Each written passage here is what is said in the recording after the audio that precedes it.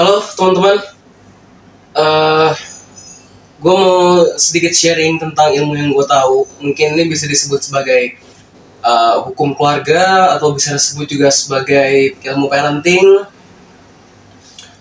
Eh gue barusan nemu berita di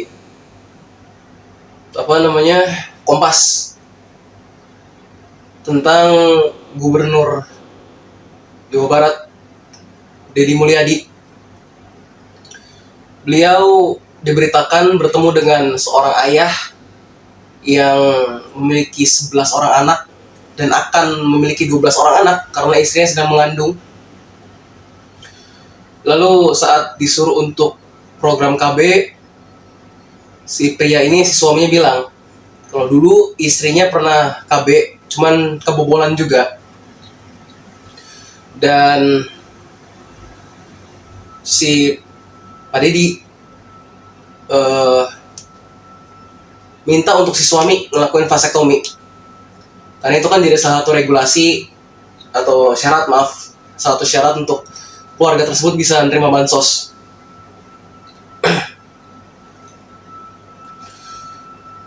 Berkaca dari berita tersebut, gue pribadi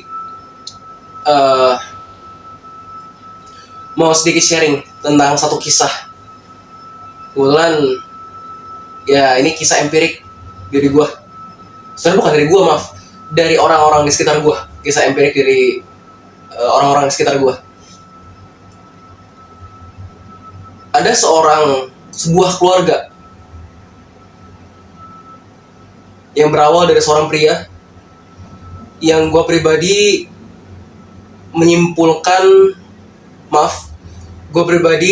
berhipotesa bahwa si pria ini yang kelak akan menjadi seorang suami dan ayah, dan sekarang sudah menjadi seorang suami dan ayah dan jadi seorang kakek,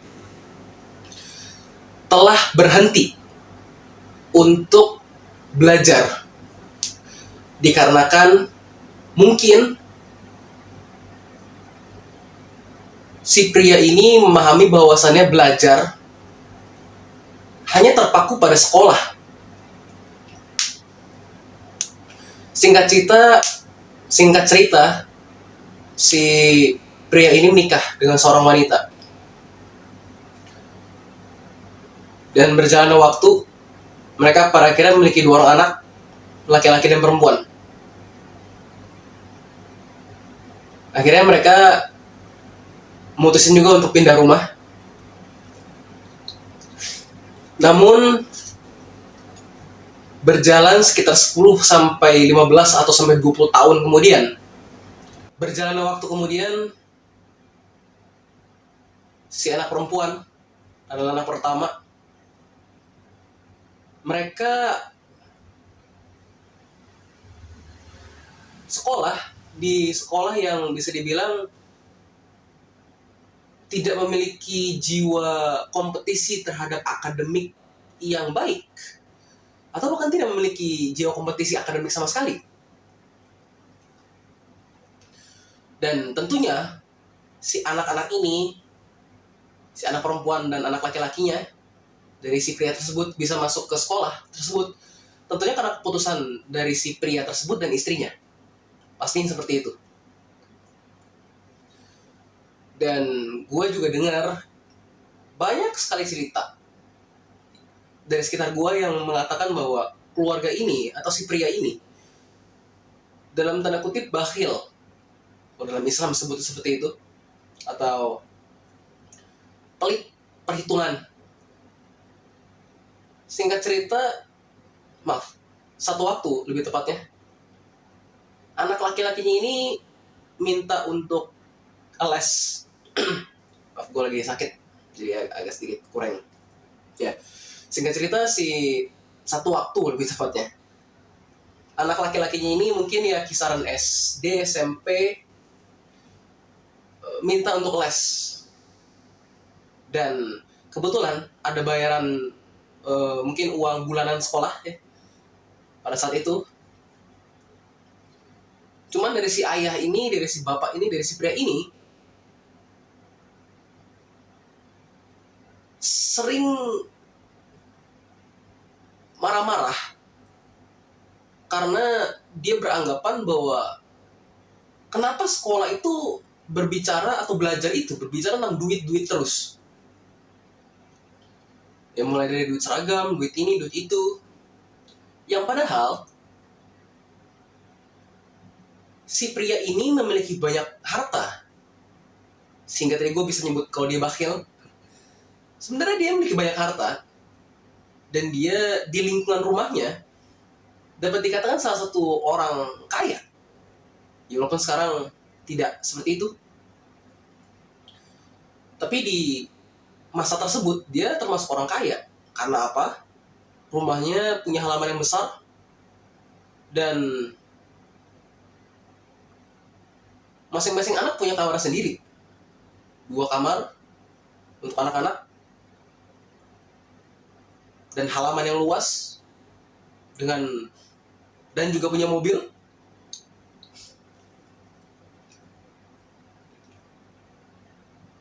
Dan singkat cerita saat masuk SMA, anak cowoknya ini ya terlibat dalam pergaulan yang tidak baik. Karena kebetulan juga sekolahnya pun ya dapat dikatakan tidak bagus, tidak punya jiwa kompetisi akademik lagi-lagi, sering bolos dan lain sebagainya. Dan tentunya ini merupakan salah satu faktor dari si orang tua pastinya. Bergeser ke anak perempuan, anak pertama dari si pria ini. Suatu ketika anak perempuannya ini punya masalah pendengaran. Dan ini juga cukup umum dialami karena aku pun saat kecil punya masalah pendengaran atau yang biasa disebut THT. Alih-alih membawa anak ke dokter, si pria ini lebih memilih menggunakan jasa si pria ini lebih memilih untuk menggunakan jasa temannya,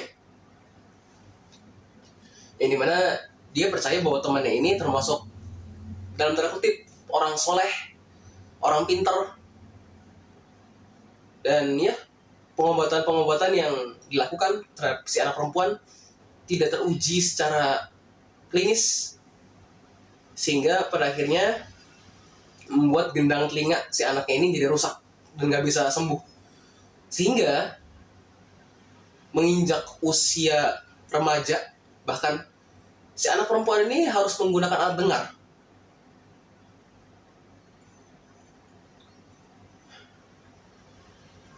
Dan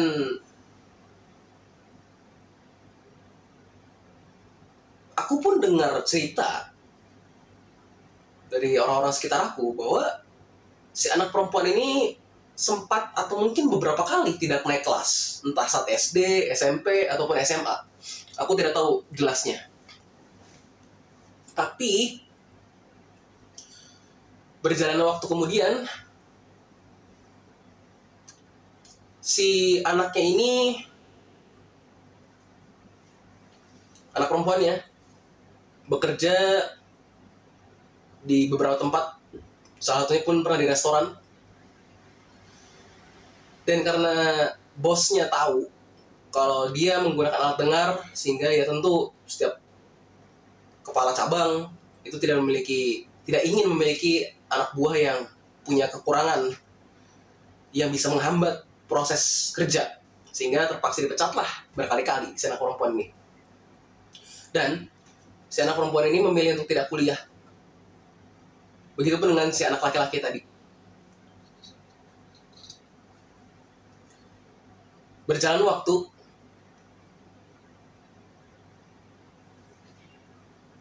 si anak perempuannya ini mengalami tragedi, mungkin disebut tragedi, atau karena lagi-lagi permasalahan pergaulan bebas atau dari lingkungannya. Si anak perempuan ini hamil di luar nikah, dan entah bagaimana ceritanya si bapaknya ini, si ada bapak perempuan, si pria ini, ya seolah-olah acuh tak acuh terhadap anaknya. Bahkan yang mengetahui kalau si anak perempuan ini hamil di luar nikah, itu justru kerabat dari si pria tersebut. Maksudku, bagaimana bisa ada seorang anak perempuan yang tinggal masih satu atap dengan orang tuanya, dan dia hamil, tapi orang tuanya tidak tahu kalau dia hamil. Padahal tiap hari bertemu. Justru orang lain, kerabatnya, yang tidak tinggal satu rumah, bahkan cukup jauh rumahnya dari si pria ini, dari si keluarga ini. Justru mereka duluan yang tahu. Lalu, aku tidak begitu paham dan tidak begitu ingat juga bagaimana adakah proses pernikahan, bentuk tanggung jawab dari si pemerkosa terhadap, atau ya si cowok yang hamilin perempuan ini atau tidak, ada proses nikah atau tidak, aku tidak tahu itu, atau lebih tepat aku tidak ingat. Dan ya, lahirlah si anak perempuan ini, lahiran maksudnya. Tapi aku cukup ingat di sini bahwa proses lahiran dari si anak perempuan ini tidak ditemani secara langsung oleh si ayah. Lagi-lagi, ayahnya ini acuh tak acuh.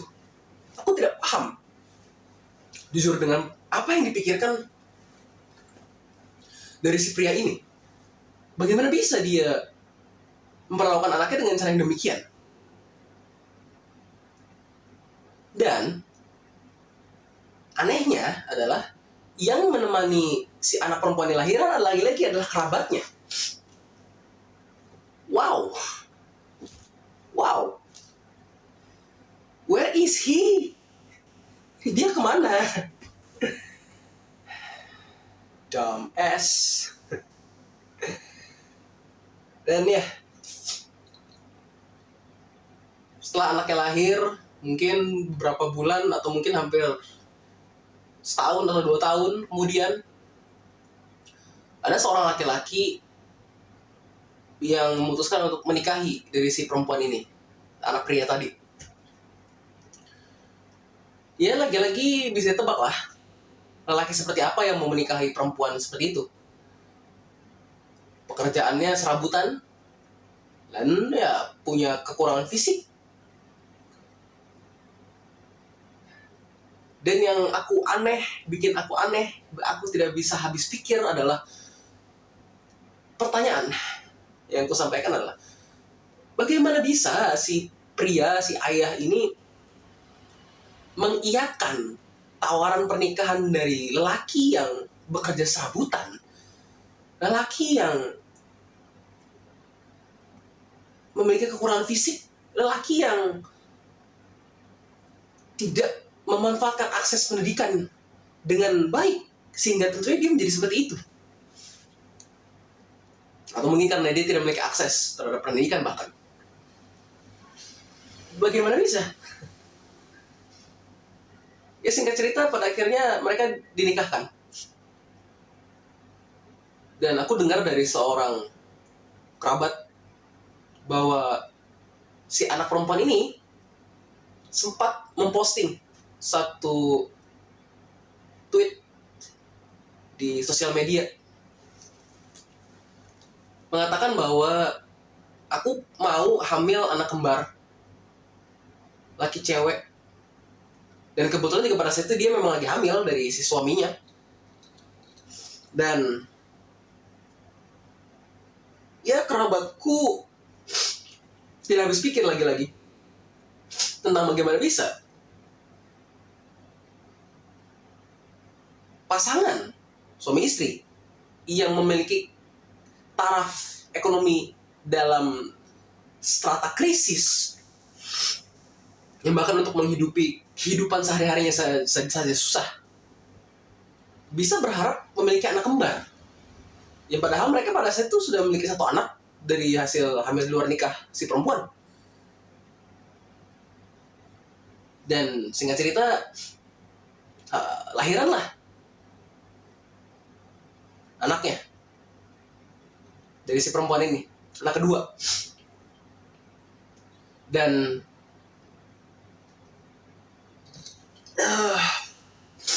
saya nggak tahu, aku nggak tahu ini nyeritain gimana, tapi begini. Tadi aku sempat singgung bahwa si perempuan ini memiliki masalah pendengaran, pakai alat dengar. So, karena dia juga memiliki krisis ekonomi, ada waktu di mana dia tidak menggunakan alat dengar karena tidak sanggup untuk membeli baterai untuk alat dengarnya. Dan itu pasti. Apalagi mengingat ayahnya yang bakhil. So, karena suaminya pun serabutan, dan lagi-lagi tadi aku bilang, untuk menghidupi seharian pun mereka susah. Menyebabkan di satu waktu si anaknya yang baru lahir ini membutuhkan asupan ASI tentunya dari si ibu. Tapi karena ibunya tidak dengar, dan tentunya si orang yang jadi suaminya pun begitu, jadilah sampai pagi si anak tidak dapat asupan ASI, sehingga si anak ngedrop, akhirnya dibawa ke rumah sakit dan meninggal.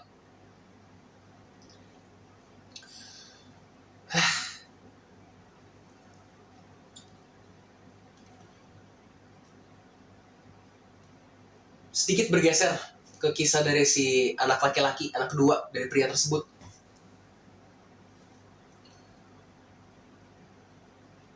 Dia ditawari kerja oleh kerabatnya di satu tempat. Namun entah kenapa dia memilih untuk keluar dengan cara yang tidak baik. Dengan tidak bilang kenapa dia mau keluar, dia tidak ada attitude lah untuk mengucapkan terima kasih minimal ke orang-orang yang udah memberikan dia kerja.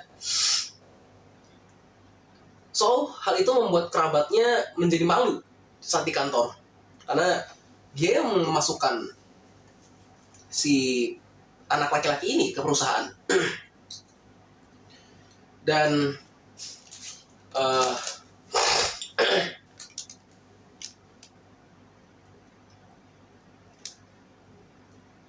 ya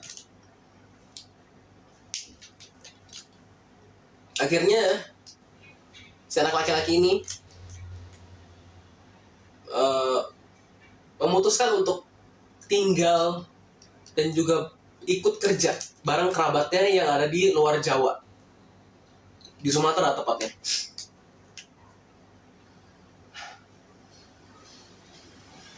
Dan karena attitude-nya buruk, maybe setahun atau 1,5 tahun atau 2 tahun kemudian, si anak laki-laki ini mutusin untuk pulang, atau lebih tepatnya disuruh pulang sama kerabatnya, karena si kerabatnya udah gak tahan dengan attitude buruk dari si anak laki-laki ini.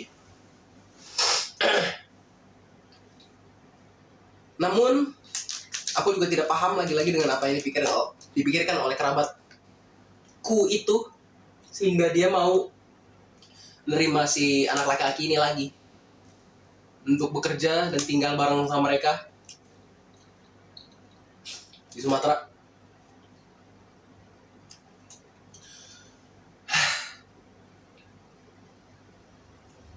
Dan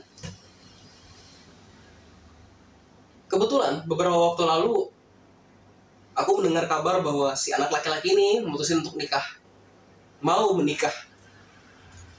Namun si kerabat ini nanya, cewek kamu tuh kayak gimana sih orangnya? Dan ternyata ceweknya ngerokok dan ya baru tamatan SMA. Kita bisa paham lah dengan perempuan yang demikian, bagaimana dia dibesarkan di lingkungan seperti apa, lingkungan akademis seperti apa, dan banyak sebutnya bukan kriteria sih, ya banyak sudut pandang lain lah, mungkin aku lupa kata apa yang tepat untuk menjabarkan hal itu. Banyak sudut pandang, banyak pertimbangan lain yang pada akhirnya membuat si laki-laki ini, si anak laki-laki ini dalam tanda kutip dipaksa untuk tidak menikah oleh kerabatnya dengan si perempuan tersebut.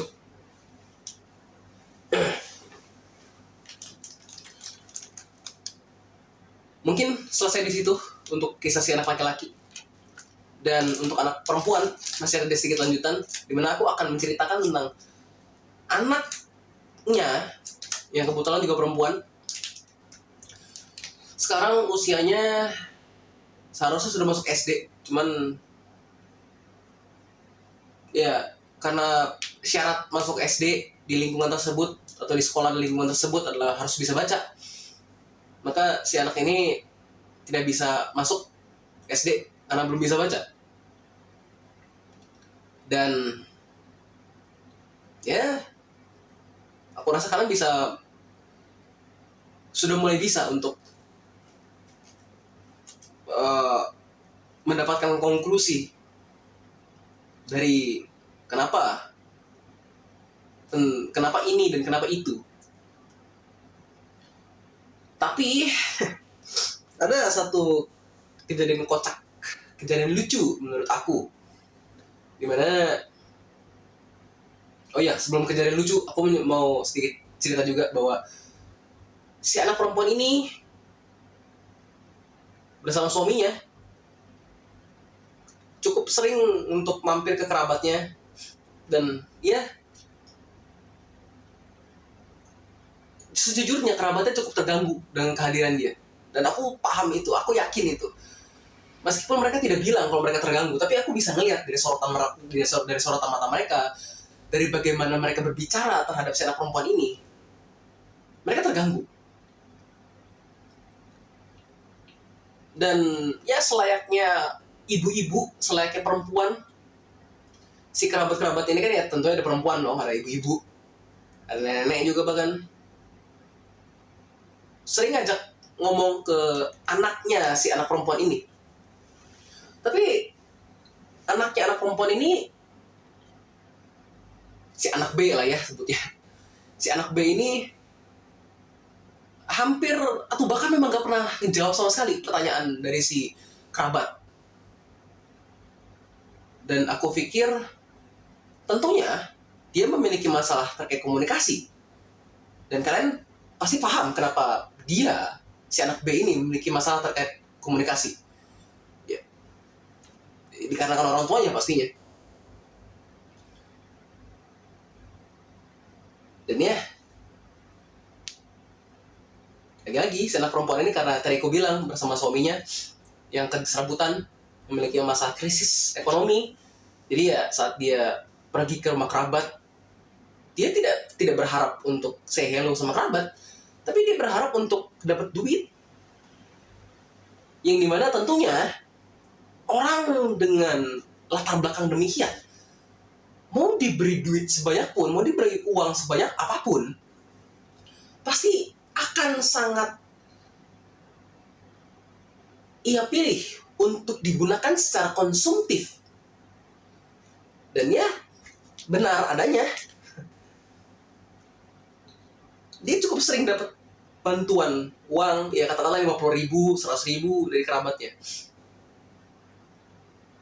Tapi pertanyaan dari aku adalah kenapa dia tidak pernah berpikir atau tidak pernah bertindak secara serius untuk memanfaatkan uang yang ada untuk dibuatkan bisnis, entah itu online shop atau bisnis konvensional, maksud usaha bukan bisnis, usaha untuk ya membantu taraf ekonomi mereka. Mereka selalu menggunakannya dengan cara konsumtif. Bahkan kerabatnya sering untuk menasehati si perempuan ini dan suaminya untuk, "Mbok ya masak, jangan maunya enak terus. Tahu ekonomi kalian seperti itu. Mbok ya kalau misalkan jajan, jangan sering-sering. Mbok ya kalau misalkan jajanin anak, diperhatiin apa yang dijajanin. Ya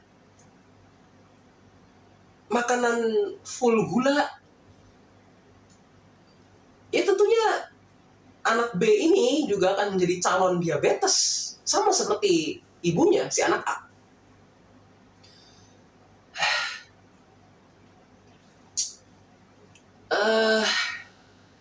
Dan cerita terakhir dari si anak si anak A ini, adalah dia pergi ke Sumatera ikut si kerabat yang dari nampung si kakak si adik laki-laki. Dan belum seminggu ada di sana, si anak perempuan A ini sudah nyinggung kerabatnya dengan bertanya, aku bakal digaji nggak ya? Atau gaji aku berapa ya? Pertanyaan dia seperti itu. Padahal si kerabat ini, aku dengar cerita dari dia bahwa si anak perempuan A ini tidak kerja apapun di rumah. So, kenapa gue harus menggaji lu? Dan ini membuat si kerabat tersinggung. Gue udah mau nampung lu, tapi lu dalam tanda kutip minta gaji ke gue. Kalau bagi gue sih itu pemerasan ya. Bagi gue itu pemerasan bagi gue. Tapi ya, kita tahulah kenapa dia bisa berpikir sampai seperti itu, karena latar belakangnya tentunya. Dan oh iya, gue ada cerita yang kelupaan terkait anak laki-lakinya. Anak laki-lakinya ini sempat konflik fisik sama si ayahnya, si pria yang di awal tadi. Pukul-pukulan, ini itu, sampai seluruh keluarga besar tahu.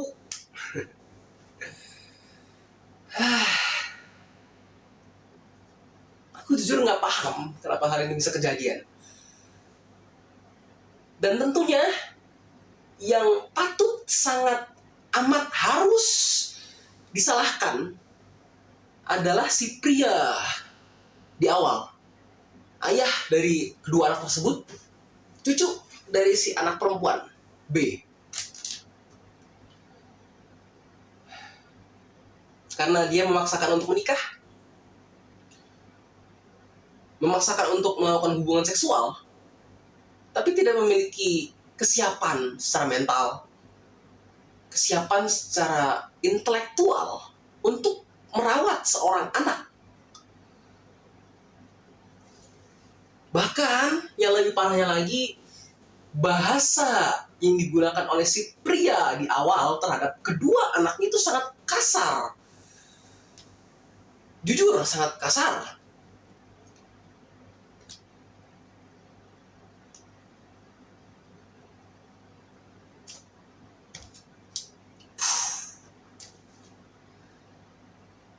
So, pesan yang mau aku sampaikan ke kalian, ke teman-teman yang menyimak video ini adalah, please, mungkin karena aku sedikit emosi juga sekarang, aku mau nyampein dengan kata yang sangat kasar, kata yang paling kasar yang bisa aku lontarkan ke kalian dan kepada diriku tentunya,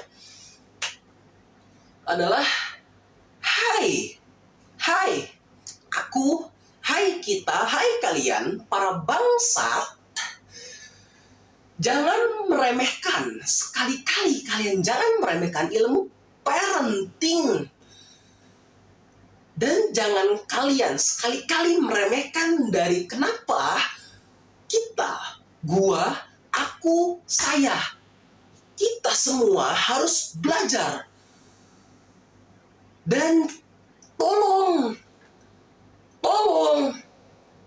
jangan memahami bahwa belajar itu hanya pada saat aku, kamu, kita semua ada di bangku sekolah atau perkuliahan. Please, jangan memiliki pemahaman seperti itu. Itu aja yang mau gue sampaikan. Dadah.